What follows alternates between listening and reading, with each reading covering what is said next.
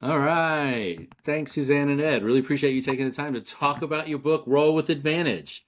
I'd love to turn it over to you and share, the process of what you did the book, why you're excited, why you did the book, why you think it's, an interesting thing to have done, exploring D&D in the way that you did. So I'd love to hear your thoughts on, what brought this book to life for you. Sure. I think the vision for this book was kind of simple in a way, but it was really, I worked with my colleague Daniel Shank Cruz, and we had begun playing D&D for the first time just a few years ago. I think Oh. 2019 was our first campaign. And we were sort of getting really into the culture around D&D and trying to sort of, Hmm. as latecomers, figure out what was going on. And I immediately began sort of imbuing my life with tons of D&D stuff, listening to podcasts, buying D&D gear, getting lots of dice, like all the things that you do. Mm. Um, and I think because we were both academics, we were sort of like, what's the academic word on D&D?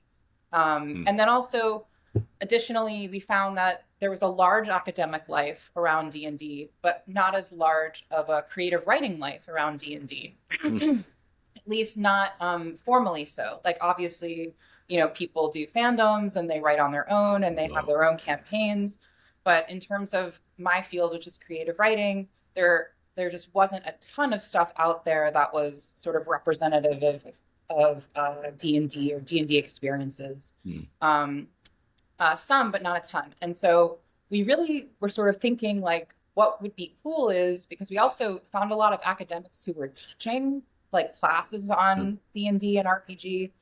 And there wasn't like a text that sort of married both views, meaning the sort of creative writing aspect of D&D, the sort of experience of it, maybe even a first person experience of what it's like to play, or the collective or communal creative experience of playing, sort of paired with a more academic view. Like, of course, there's tons of academic work um, on, game studies and this kind of thing, but we sort of wanted a text that had both experiences in it. So a text that looked at gaming in a variety of ways, but also a text that was creative as well. And in particular, poetry was something that I really was Oh like, yeah. I would love to see D&D poetry. It's just not something I've seen a lot of. So yeah, just sort of trying to sort of think about what in the field would be fun and cool to sort of expand on, and then to have it all in one text. And I think the idea of one text was sort of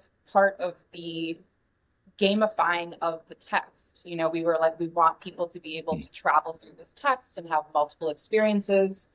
We have multiple tables of contents in the book so that you can sort of gamify your experience if you want to sort of go through the text as it's laid out. That's one experience of the text, but we also have different tables of contents where you can kind of gamify your experience.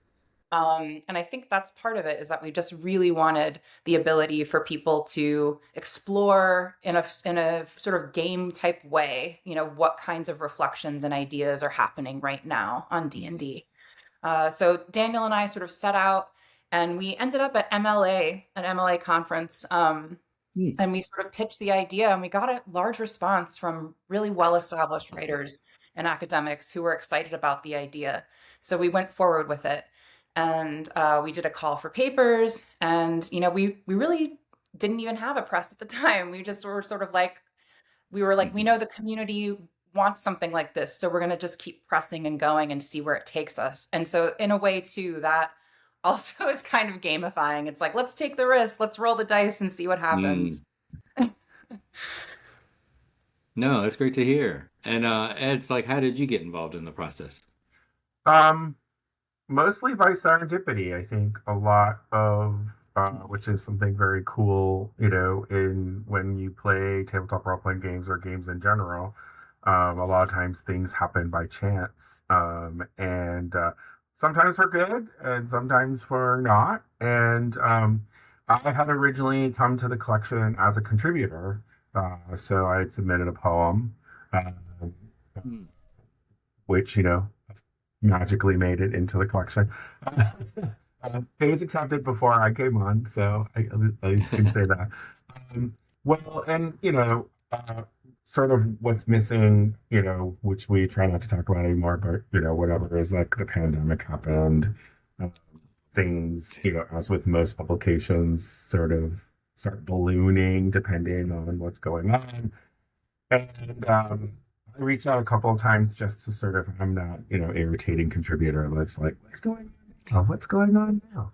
Um, and finally, I think, well, like a year and a half ago, 2 years ago, I was like, Suzanne and I had a conversation, and Daniel had stepped away, and still looking for a press. All these sorts of questions came up, and I just said, "Hey, um, I am an editor for Analog Game Studies Journal, which is a premier journal of analog game studies, academic study of analog games, and I have some contacts, and I have some people that I could sort of reach out to. So, do you want help with getting, this thing to press?" And so, bing, bang, boom. And, a year and a half later, I'm working with Placer, of course, which has been really amazing. Um, and so, yeah, it just sort of came in. And, I think originally the collection was called Roll for Initiative. But since its inception, so many other things with that title have come out. Um, yeah, and I just think, I just suggested that we don't kind of want to get lost in the shuffle of things. And I said, one of the great things about this text, as Suzanne was talking about, is like, a lot of different voices, a lot of different ideas, a lot of different people in various places in their careers and academic and non-academic, all these sorts of things are coming together. And I was like, what other D&D mechanic might speak to that? And I love this idea of rolling with advantage or giving someone advantage in the game, which is you give them a help action and they get to roll two dice and take the better of the two. And it just really, I think, fit the overall vibe of the book. Oh, I love how that Yeah, I resonates. agree with that totally. Well, like in thinking about it now, what was the experience for you two sort of thinking about the vision? Because like Suzanne had this idea for a while, I was working on it. And then, having Ed be a contributor coming in, a lot of times people ask us about how to do an edited edition. And like, you went through that, probably you did the call, you did the reviews and stuff, what was it like to sort of share that type of, your ideas together to get it to blend? Feels like that was an advantage as well, I guess is what I was trying to get at. Yeah, I'll say when I came in, like most of the collection was already done, and so Mm-hmm. I kind of just brought just another set of eyes to the text, and then of course I brought my experience working with analog game studies, especially for the critical pieces, to just sort of say, hey, what suits our audience the best, right? Like, and Mm-hmm. Suzanne and I had conversations about like who is this book for. And I think number one, it's for players, gamers, Mm-hmm. so we wanted it to be as accessible as possible, right? And then number two, and these are not necessarily ranked, but like we really wanted people to express their love, joy, happiness, despair over whatever it is, all these sort of reactions to playing Dungeons and Dragons. And the text is framed by the pandemic. So many pieces are about how much D&D Mm-hmm. or other games really was a lifeline during a time that was super, not great. Um, and so yeah, I think that really sort of um, pushed those sorts of buttons. So one of the biggest things I always say is like, especially when editing a group of folks, is just being clear about the vision, Mm-hmm. and then setting kind of clear parameters, right? So one of the first things I did when I came in, and I was like, all right, we want to get this done. I thought the essays, like the scholarly essays, were too long, right? This wasn't supposed to be a journal. This wasn't supposed to be a full on, like, scholarly text. So let's get the authors, if they are willing, to sort of condense their ideas a little bit. But other than that, I think most everything was just really back and forth, hands on between me and Suzanne and the writers, and everyone was Nice. super on board. From your Yeah, side, Susanna, how was it? yeah. Well, first of all, it was like such a gift for Ed to step in and say, "What's going on? Can I help?" Because yeah, I think so the pandemic happened, but also, Daniel Shank Cruz left academia, so that was part of why he stepped away. I began a PhD in that time, and so I also was under like tremendous amounts of You're pressure busy. and constraint. Um, my academic position became way more intense. I was teaching on top of doing all these PhD type tasks, and before, Daniel and I were working together. We were colleagues, and we didn't have the same like our work life together made sense for us to work together on this, and those things started to like disappear and fall apart a little bit around the pandemic as well. Um, and yeah, like I think the pandemic is interesting because I also think in the field of creative writing, there's kind of a lot of silence around the pandemic. Like a lot of journals are Mm, sort of saying, like, we don't really want writing about the pandemic. People don't want to write about it or talk about it. It's not going to sell. And I really felt like, especially with gaming, it became so huge as a way, as Ed was describing, for people to survive the pandemic. And it just felt like this is a kind of text where we can talk about this. And I think it actually is historically important to know that playing and gaming was a lifeline for people during this time. There's a lot of suppression of the first pandemic from 19, was it 1912, 1916? I can't remember. all right. You know, a lot of suppression about the writing around that time. And that was very political too. And it's like, okay, it's very gamer for us to just say, we're going to go against the trends and talk about it very directly and even say Hmm. that it became part of our game life. This is just part of it now. And people who weren't gamers were Hmm. coming to gaming because of it. Um, and I really wanted to be able to have a space to talk about how significant of a shift that is, not only in culture but in gaming culture too. People just suddenly arriving and saying, "Now I'm a gamer. Now this is who I am," or "Now I'm in this culture. Now this is part of my life, and I'm not giving it up. I'm going even deeper and deeper here." And I Yeah. think that that's significant. I mean, I now watch, Let's Play plays, Critical Role, Dimension 20, all that sort of stuff because of the pandemic, right? Right. Um, uh, yeah, so, it's changed my own sort of gaming life in lots of different ways.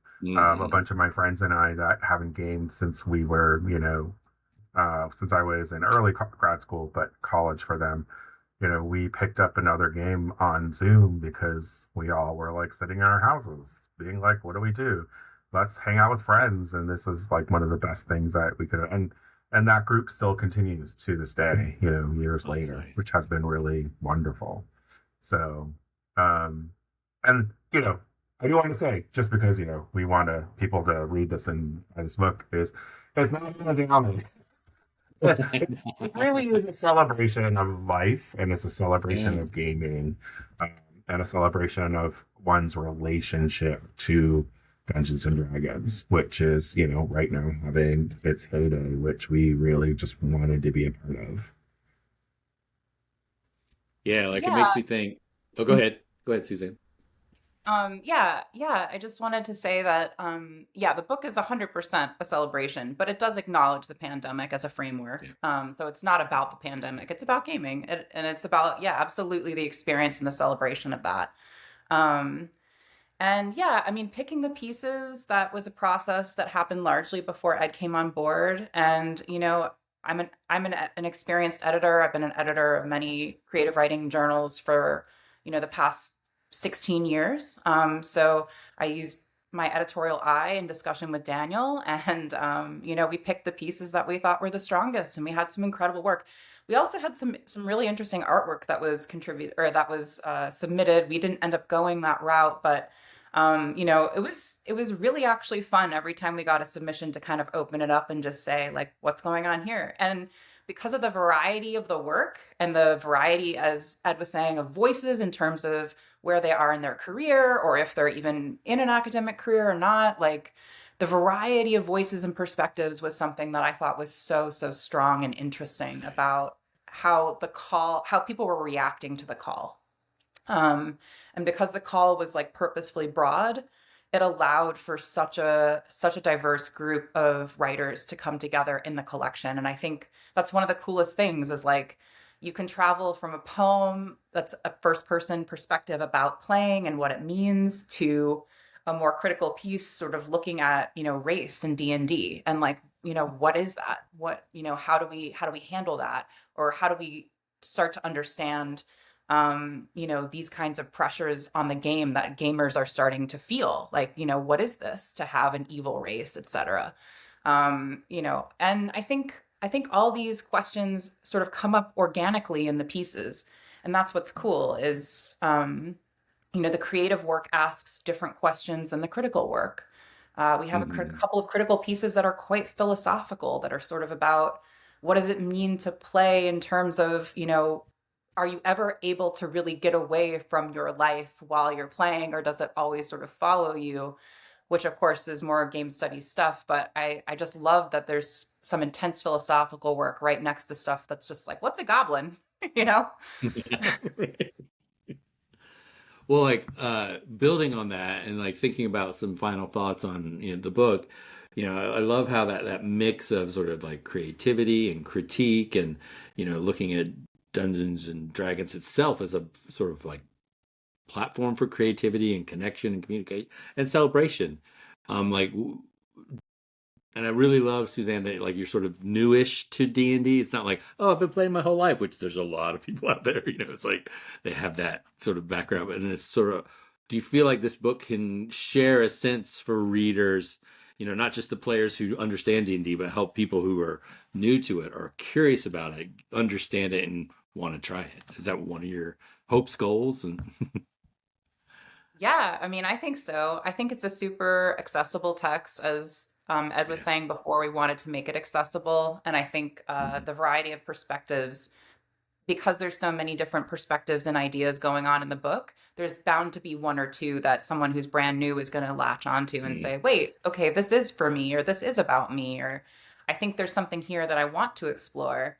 And that also includes the fact that there's so many different genres of work. People communicate in a variety of different genres in the book.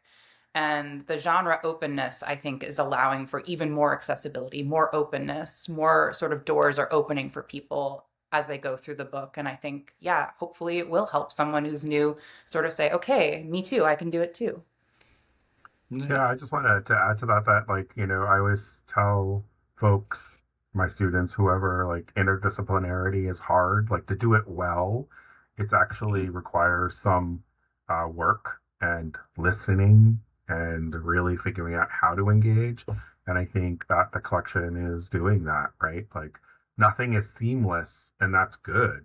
It's good to see where different pieces and ideas kind of rub up against one another. um, you know, dare I say, maybe in a couple of years we'll have, roll with advantage too, or again, whatever. Roll with Um, more advantage. yeah, with more advantage, right? Yeah, I think there is, um, there's a lot of rich stuff there to sort of Yeah. mine, and I hope it inspires people to continue to, write um, about not just D&D but just gaming in general as a sort of Mhm. different genre. Uh, I've been exploring kind of like, what does it mean to write speculative poetry, right? Like, or what does it Mm. mean to write about role-playing games in a sort of creative writing setting? And we all know now, right? Because like Stranger Things or the D&D 50th anniversary, like all these sorts of things are sort of generating these kind of like subgenres, which I think the book is sort of speaking to. Nice. Well, it's been wonderful. I really appreciate all both taking the time to share about your book. Do you have any final thoughts you'd like to share out there for the book before we wrap? I mean, just, I hope that folks enjoy the book. I'm forever grateful to Ed for working with me on this text, and I'm grateful to Play Story Press too for giving it, the space to really fly and go. And I'm excited. I love the idea of having a second collection after excitement around this one has been generated. I think absolutely the the sort of idea of it all being in one text and all being in conversation is something that I think is critical and exciting and really cool. And so I hope folks enjoy it. And I've really enjoyed, my time with Play Story and my time with Ed. Well, Nice. again, thank you so much, Suzanne, for obviously reaching out and then also like accepting me into this little corner of your life. Thank you so much to Drew and Play Story for being so supportive. And I hope the partnership continues. Thank you. Well, oh no, I don't have her name. Our book cover designer is amazing. Yeah, One of, Hannah Carr Murphy, she did Good original save. eating needlepoint. I mean, yeah, incredible. Nice. that's Just loved it. needlepoint. It's and a really good picture of it. It's like Hmm. awesome. And Yeah. so my encouragement is to folks, if you're listening to this or if you're reading your book and are like, I want to write a poem about goblins rolling dice, like, you know, send us a message. We're really easily findable. Yeah. And maybe Cool. if we get a groundswell, Play Story Press will have another volume somewhere down the line. Yeah. Nice. Thank you. Thanks again. We really appreciate Thanks so y'all taking the much. time and sharing. I'll Thank stop. you.